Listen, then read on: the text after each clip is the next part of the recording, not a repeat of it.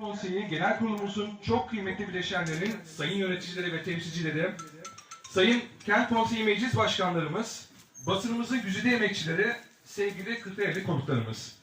Kırklareli Kent Konseyimizin 2 dönemlik faaliyetlerini tamamlamasının ardından gerçekleştireceğimiz 3. dönem seçimli genel kurul toplantısına hepiniz hoş geldiniz. Programı arz ediyorum. Saygı duruşu ve İstiklal Marşımızın okunması, Kırklareli Kent Konseyi faaliyet sunumu, divan heyetinin oluşturulması, seçimler, Kent Konseyi Başkanı seçimi, Kent Konseyi Yürütme Kurulu seçimi, sonuçların ilanı, dilek ve temenniler.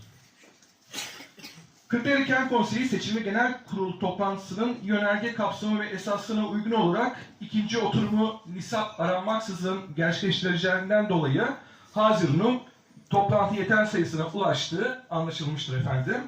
Bu kapsamda öncelikli olarak sizleri şimdi Büyük Önder Gazi Mustafa Kemal Atatürk ve silah arkadaşlarının manevi huzurunda tüm şehitlerimizin anısına, saygı duruşuna ve ardından İstiklal Marşımızı okumaya davet ediyorum.